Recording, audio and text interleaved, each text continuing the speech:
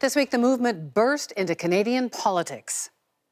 Ontario PC leader Patrick Brown, Nova Scotia PC leader Jamie Bailey, Liberal Minister Kent Hehr all faced allegations of misconduct and were either dumped by their party or shuffled out of cabinet. And it all happened so fast.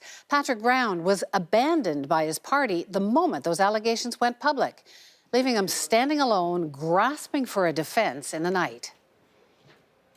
First, I want to say these allegations are false, categorically untrue, every one of them.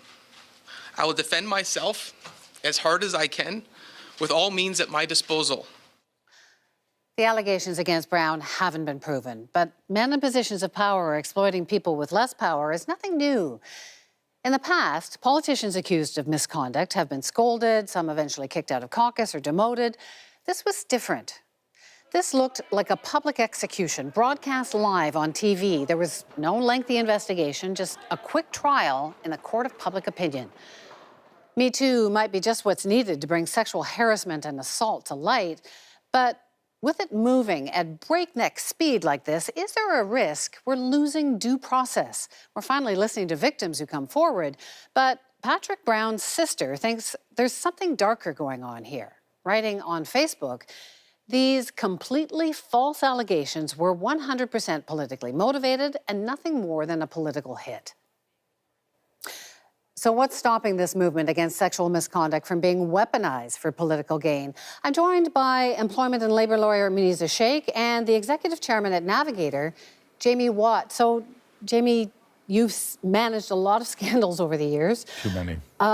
Now, Me Too, is that changing things? Has it turned accusations of sexual misconduct into a political weapon? Well, Wendy, the rules of the game are changing for sure. It used to be that there's a bit of honor amongst thieves, it's particularly in the political business, because one party knew that they were up to the same shenanigans as the other one was, so everybody was very quiet about it.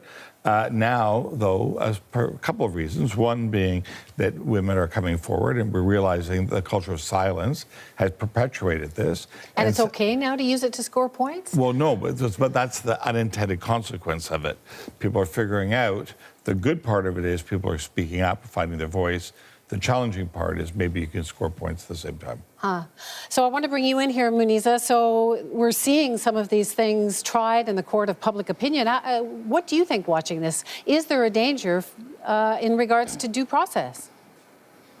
Yes, there is. I think it's extremely disconcerting that we're now dealing with a two-tiered system.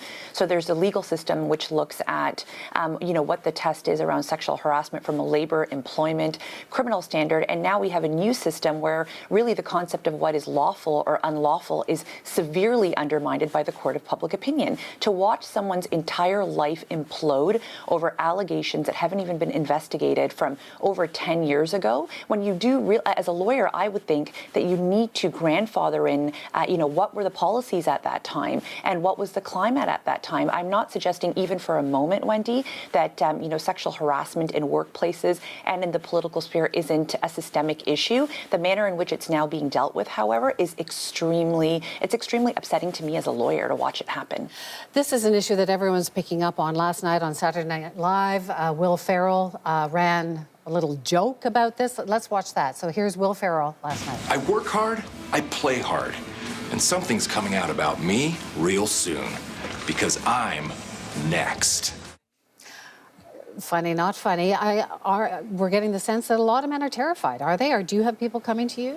You'd be surprised who's in my office, and yes, men. Oh, really? And not just men and women are terrified about allegations, unproven, that can have massive consequences on their career just by the assertion of those allegations. And we're living in an age of sexual McCarthyism. It's a very challenging time.